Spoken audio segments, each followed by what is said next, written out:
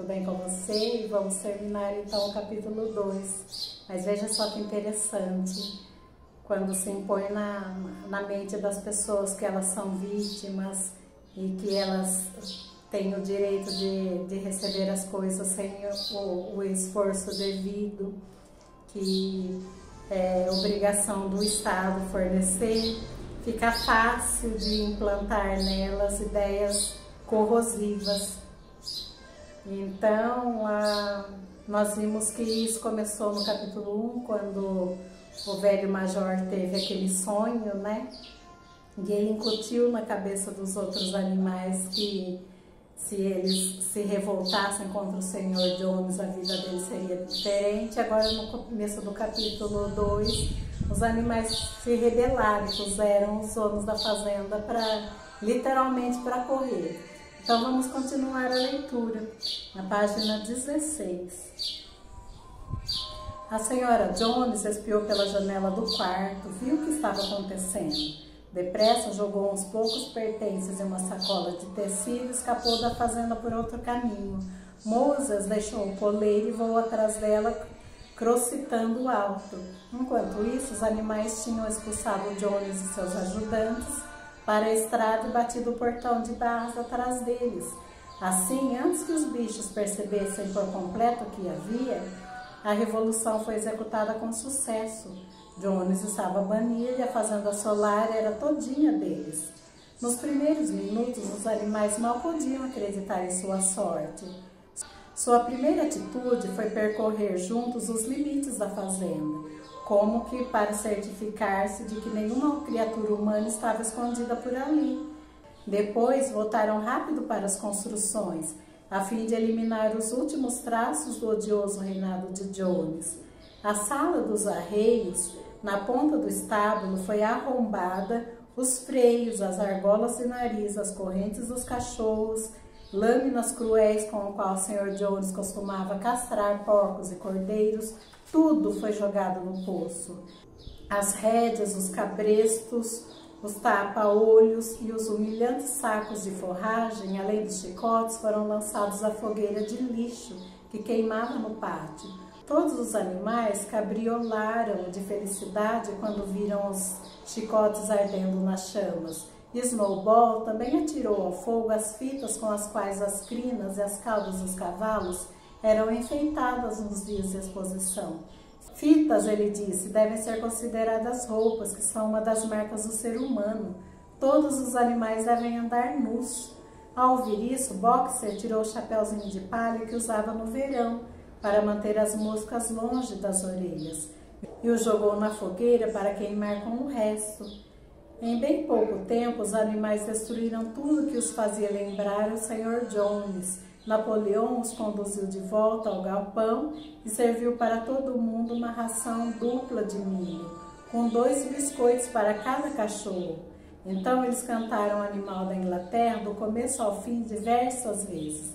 Depois se ajeitaram para passar a noite e dormiram melhor do que nunca. Acordaram ao amanhecer como de costume e, recordando de repente a coisa gloriosa que tinha acontecido, correram todos juntos para o pasto. Não muito longe do pasto havia uma pequena elevação, de onde era possível ver a fazenda inteira. Os animais correram para o topo dela e observaram em torno a luz clara da manhã. Sim, era deles, tudo que conseguiam enxergar era deles.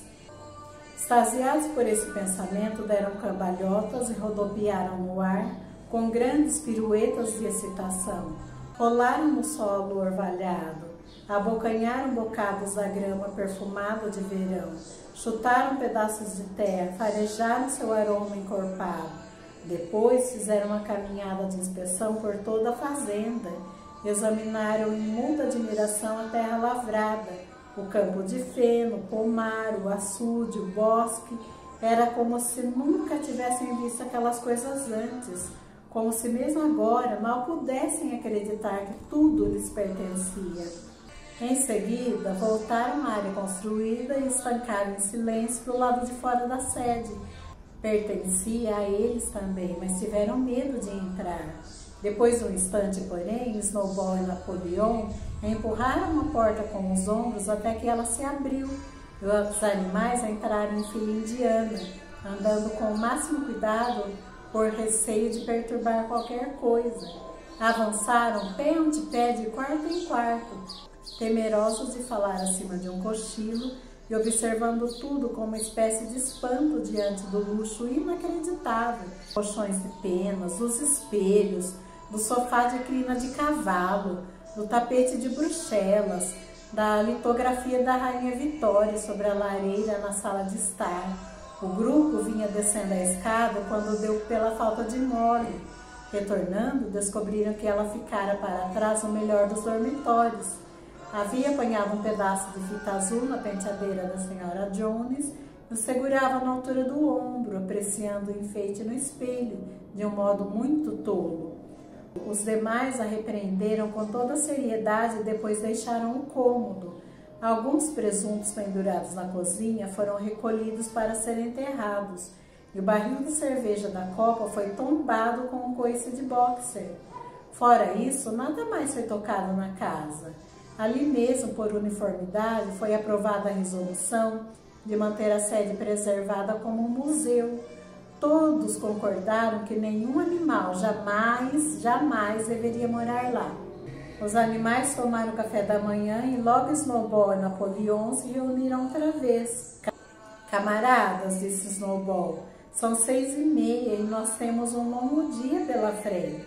Hoje começa a colheita do feno, mas há outra questão que precisamos resolver antes. Os porcos, então, revelaram que nos 3 últimos meses haviam aprendido a ler e a escrever, usando um livro velho que havia pertencido aos filhos do Sr. Jones, antes de ser descartado no monte de lixo. Napoleão mandou buscar tinta preta e branca, liderou o grupo até o portão de 5 barras que dava para a estrada. Bom, pois era ele quem escrevia melhor, segurou um pincel entre as articulações da pata, cobriu as palavras Fazenda Solar, que ficavam na barreira superior do portão, e no lugar delas pintou Fazenda dos Animais. Aquele seria o nome dali em diante. Depois, eles voltaram à área construída da fazenda, onde Snowball e Napoleão mandaram buscar uma escada que apoiaram contra a parede dos fundos do grande celeiro.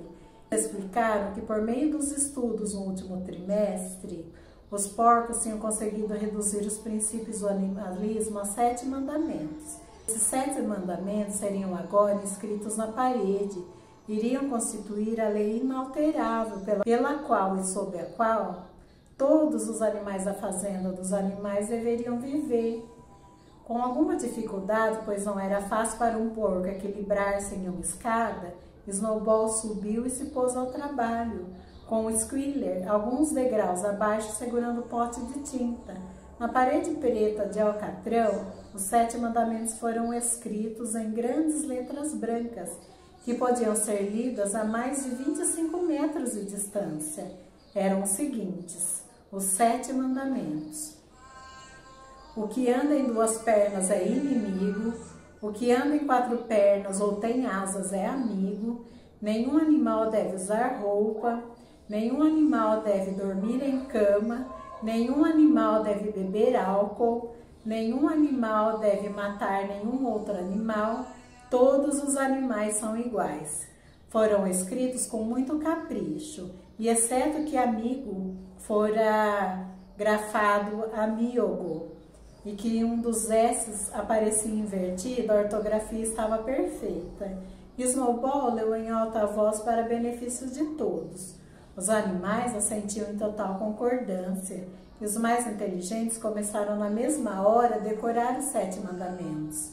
Agora, camaradas, gritou Snowball, soltando o pincel para o campo de feno.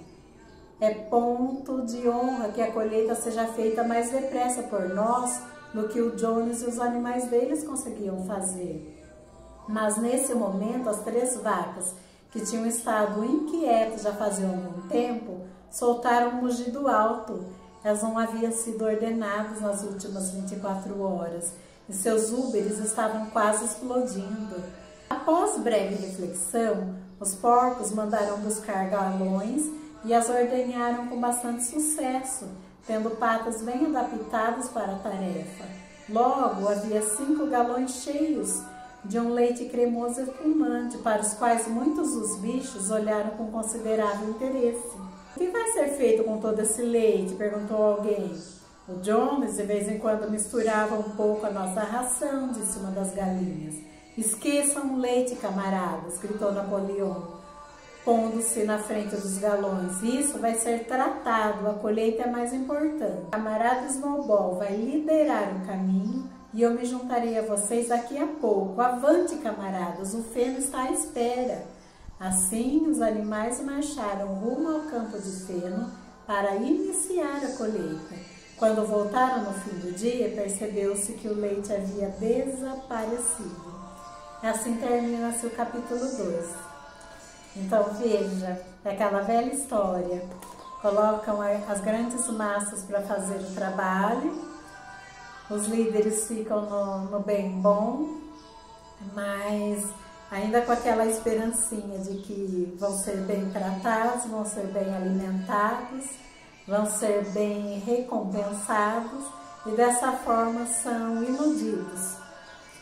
É basicamente isso. Conta pra mim, o que você achou desse capítulo? Você concorda? Você conseguiu captar a semelhança com a nossa realidade? Me diz, eu adoro saber a sua opinião. E não se esqueça, todo primeiro comentário tem fixo um link. Se você clicar lá, você obtém um livro.